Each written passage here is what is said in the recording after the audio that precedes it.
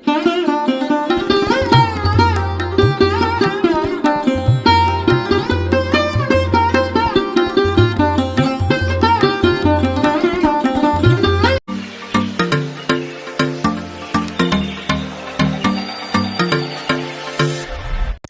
అండి, welcome back to my channel. ఈరోజు నేను ఈ వీడియోలో కన్యాకుమారిలో ఉన్న తిరుపతి వెంకటేశ్వర స్వామి టెంపుల్ గురించి అయితే డీటెయిల్స్ షేర్ చేస్తున్నాను.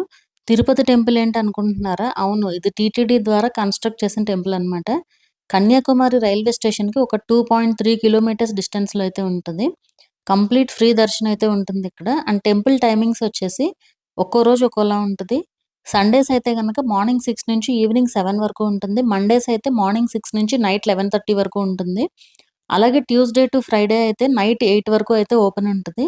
సాటర్డే అయితే కనుక 6 to 6:45 ఓపెన్ చేసి పొద్దుట పూట మళ్ళీ క్లోజ్ చేసి మార్నింగ్ 9:30 నుంచి ఈవినింగ్ 8 వరకు అయితే ఓపెన్ చేస్తారనమాట. సో ఇలా అయితే ఉంటాయి టైమింగ్స్.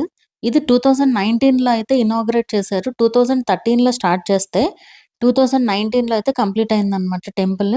అలాగే ఏమాత్రం తీసిపోదు ఇక్కడ విగ్రహం కూడా. తిరుపతిలో ఆ హడావుడికి మనం చూసేది జస్ట్ 5 సెకండ్సే ఉంటది కదా దేవుడిని.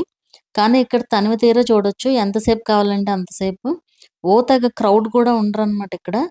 ఇది నిర్మాణం ఎలా చేశారు అంటే, విషు అని చెప్పి ఒక ఫెస్టివల్ అయితే ఉంటది కదా కేరళ వాళ్ళది. అది ఇక్కడ కన్యాకుమారిలో కూడా చేస్తూ ఉంటారు.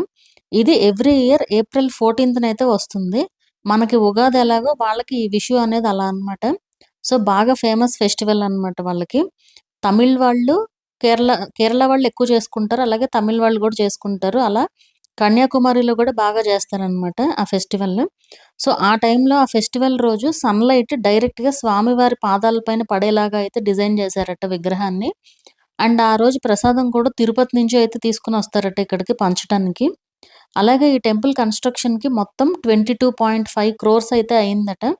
ఒక 5.5 acresలో అయితే నిర్మించారు ఈ టెంపుల్ని. అలాగే ఇక్కడ వెంకటేశ్వర స్వామి వారితో పాటు పద్మావతి అమ్మవారు, అలాగే గరుడ విగ్రహాలు కూడా అయితే ఉంటాయన్నమాట. అండ్ వ్యూ అయితే చాలా బాగుంటుంది ఇక్కడ నుంచి. ఇక్కడ మోస్ట్లీ కన్యాకుమారిలో ప్లేసెస్ అన్నీ కూడా ఇలా సముద్రం పక్కనే ఉంటాయి. అలాగే ఇక్కడ నుంచి కూడా వివేకానంద రాక్ మెమోరియల్ కూడా చూడొచ్చు అనమాట. ఇదైతే చాలా బాగుంటుంది ఈ ప్లేస్. మొత్తం అన్ని సైడ్స్ నుంచి కూడా వ్యూ కూడా చాలా బాగుంటుంది ఇక్కడ నుంచి చూడడానికి. అండ్ ఈ మెమోరియల్ అయితే మీరు ఏ ప్లేస్కి వెళ్ళినా ఎక్కడి నుంచి చూసినా కూడా ఈ సముద్రం చుట్టూ ఉండే ప్లేసెస్లో ఏ ప్లేస్ నుంచి కూడా చూసినా కూడా కనిపిస్తూ ఉంటుంది అనమాట.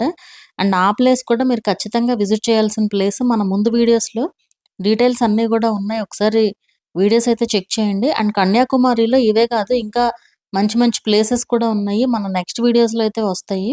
సో వీడియోస్ కనుక నచ్చితే లైక్ చేయండి, షేర్ చేయండి. అలాగే ఛానల్ని కూడా సబ్స్క్రైబ్ చేసుకోండి. మరొక మంచి వీడియోతో మళ్ళీ కలుద్దాము.